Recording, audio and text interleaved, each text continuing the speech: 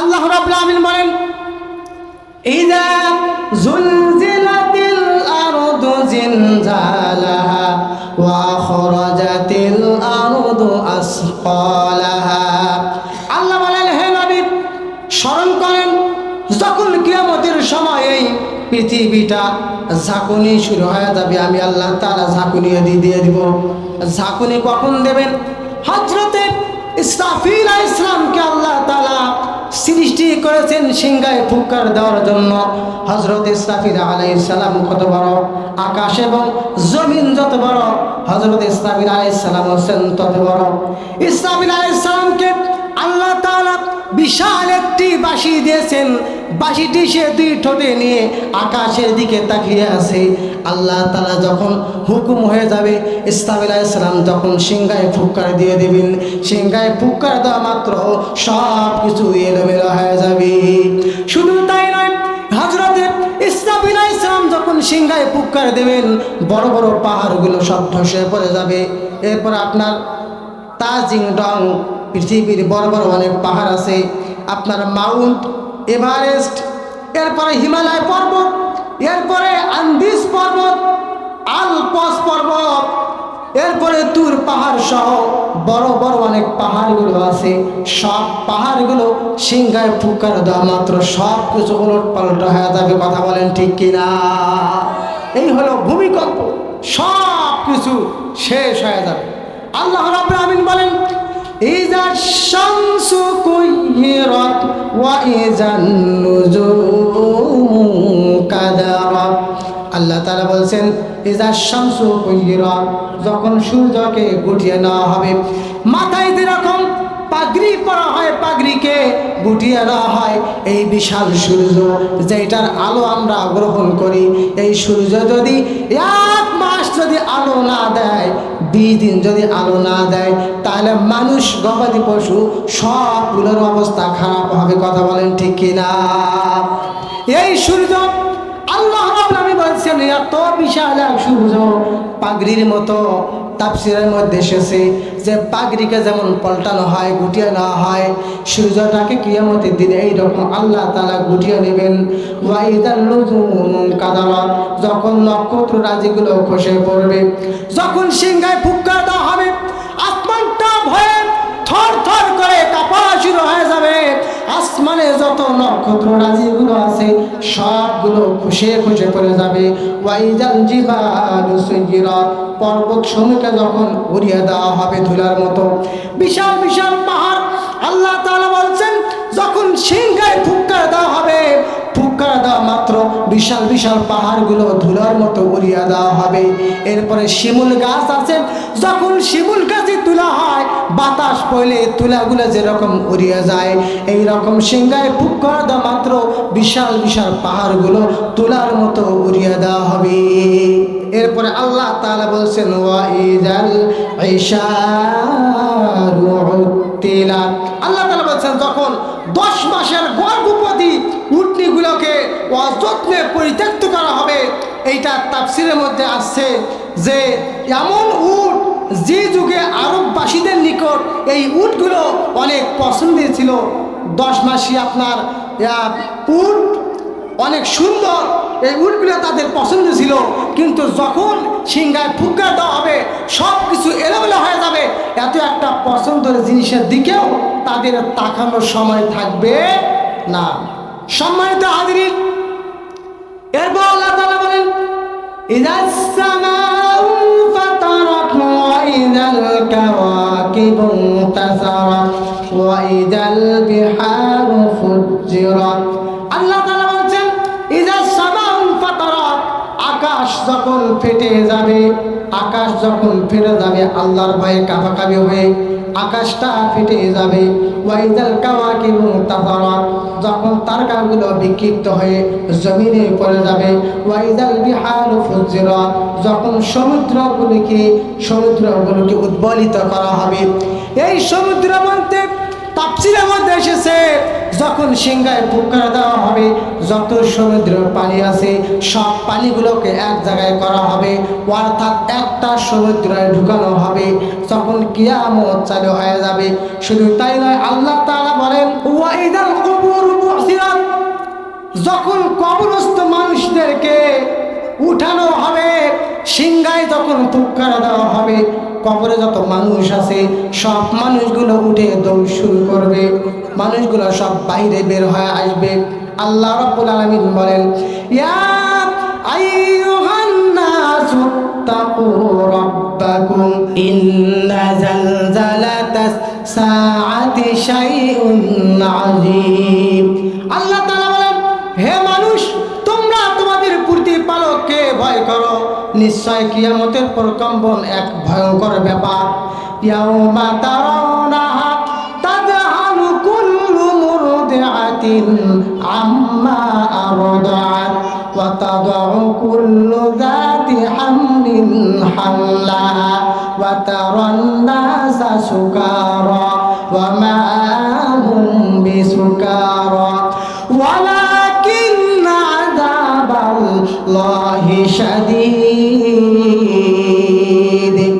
আল্লাহ তাআলা বলছেন, সেদিন তুমি দেখতে পাবে প্রতিটি মা, মায়ের কাছে সন্তান থাকবে, মায়ের কোলে সন্তান থাকবে।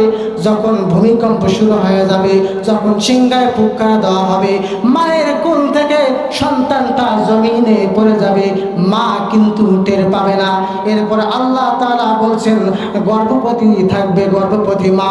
যখন কিয়ামত শুরু হয়ে যাবে, সিংহায় ফুৎকার দেওয়া হবে, গর্ভবতী মা প্রসব করে ফেলবে, সন্তান জমিনে পড়ে যাবে, মা টের পাবে না।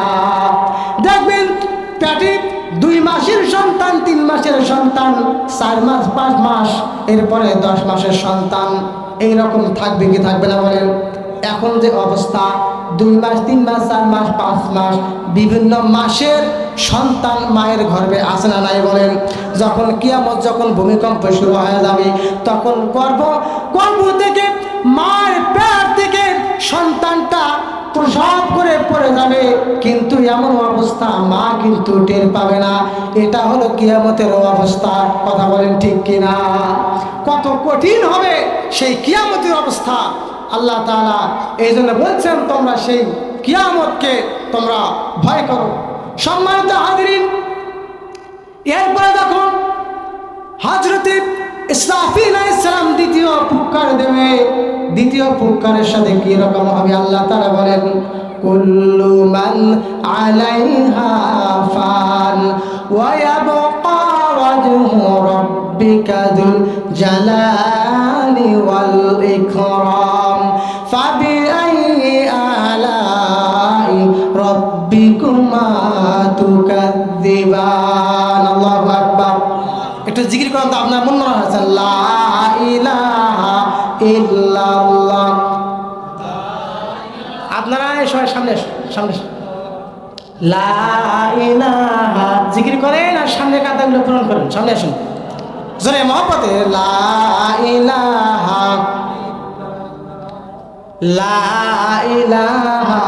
ইল্লাল্লাহ। জোরে জোরে, লা ইলাহা। ভাইজান বহু দূরে মদিনা, হাই হাই কেমনে যাব জানি না, দয়া কর দয়ার আল্লাহ, দয়া কর দয়ার আল্লাহ, পুরা কর মনের বাসনা।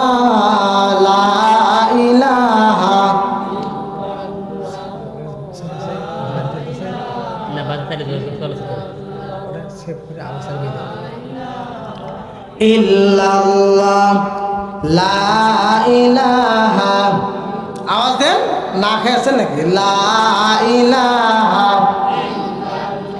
লা ইলাহা ইল্লাল্লাহ মুহাম্মাদুর রাসূলুল্লাহ সাল্লাল্লাহু আলাইহি ওয়াসাল্লাম যখন দ্বিতীয় ফুৎকার দেওয়া হবে, ওয়াজহু রাব্বিকা যুল জালালি ওয়াল ইকরাম, পৃথিবীর বুকে যা কিছু আছে সব ধ্বংস হয়ে যাবে, আকাশে যা কিছু আছে, জমিনে যা কিছু আছে সব ধ্বংস হয়ে যাবে, একমাত্র কেবলমাত্র থাকবেন যিনি, বলেন তিনি কে?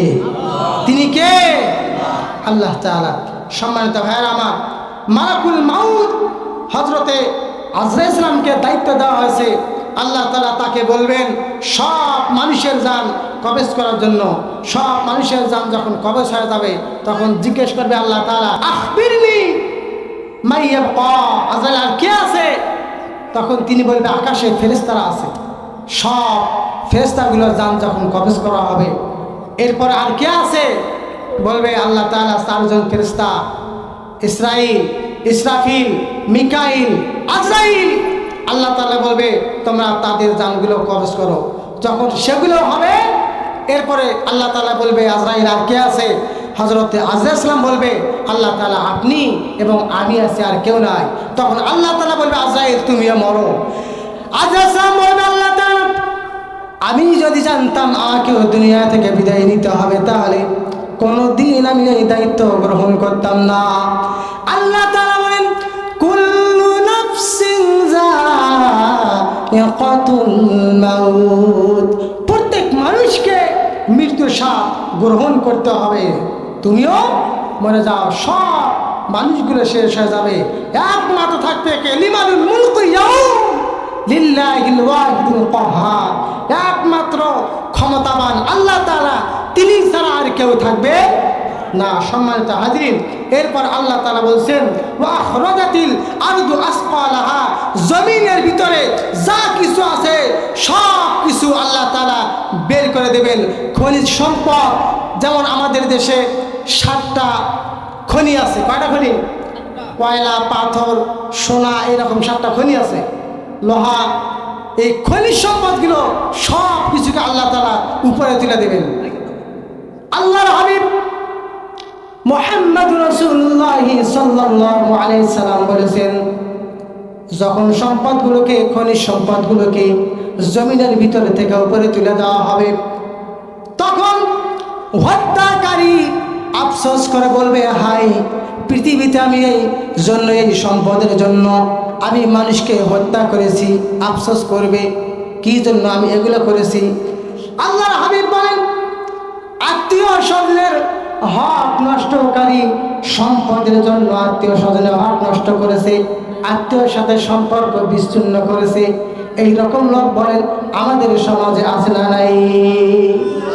বাবা মারা গেছে, মা মারা গেছে, এখন সন্তান আছে, একা সকল জমিগুলো দখল করে খায়। বোন আছে, বোনকে জমি দিতে রাজি নয়। কথা বলেন ঠিক কিনা? আপনাদের গ্রামে নাই? আছে নাকি? হাই সর্বনাশ, বলেন কি?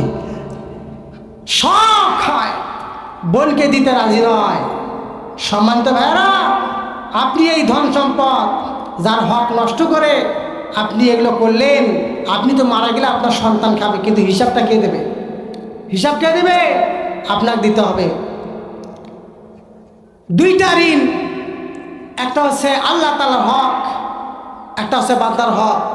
আল্লাহর হক নষ্ট করলে, যেমন নামাজ রোজা, আল্লাহ তাআলা যে হুকুমগুলো করেছেন, নষ্ট করলে আল্লাহ তাআলা মাফ করতেও পারেন, না করতে পারেন, তার ব্যাপার। কিন্তু বান্দার হক, বান্দার হক যদি বান্দা না মাফ করে আল্লাহ মাফ করবে না। এই জন্য আমরা কি জন্য হক নষ্ট করি? কি জন্য আমরা এগুলো করি? যার যেটা হক আছে আমরা দিয়ে দেবো ইনশাআল্লাহ। আল্লাহর হাবিব বলেন হত্যাকারী বলবে আমি এই ধন সম্পদের জন্য হত্যা করেছি, সে আফসোস করবে। এরপরে তিনি বলেছেন আত্মীয় স্বজনের হক নষ্টকারী বলবে হাই সর্বনাশ, যে ধন সম্পদগুলো আজকে আমরা দেখতেছি এই ধন সম্পদের জন্য আমি আত্মীয়তা ছিন্ন করেছি, আত্মীয়তা ছিন্ন করেছি। এরপরে চোর বলবে হাই সর্বনাশ, এই ধন সম্পদ চুরি করতে গিয়ে আমি যখন ধরা পড়েছিলাম আমার হাত কেটেছিল, কি জন্য আমি এগুলো করেছি। প্রত্যেকটা লোক এই রকম করে আফসোস করবে, কিন্তু কেউ কোনটা গ্রহণ করবে না। না গ্রহণ করে সকলে চলে যাবে, কেউ গ্রহণ করবে না। এরপর আল্লাহ তাআলা বলছেন এবং মানুষ বলবে আর কি হলো, যখন জমিন থেকে সব কিছু উপরে উঠে সব তছনছ হয়ে যাবে তখন মানুষগুলো বলে হাই সর্বনাশ, এর কি হলো। সেদিন সে জমিনের উপরে যা কিছু করেছিল সব কিছু জমিন বলে দেবে। আল্লাহ নবীর সাহাবী হযরত আবু হুরায়রা রাদিয়াল্লাহু থেকে বর্ণিত, তিনি বলেন আল্লাহ নবী সাল্লাল্লাহু আলাইহি সাল্লাম ইয়াউমাইদিন তুহাদ্দিসু আখবারাহা, এই আয়াতটি তিনি তিলাওয়াত করে বললেন, জমিনের বৃত্তান্ত কি তা তোমরা কি জানো? সাহাবীরা বললেন, ইয়া রাসূলুল্লাহ, ইয়া হাবিবাল্লাহ, আপনি এবং আল্লাহ তাআলাই ভালো জানেন।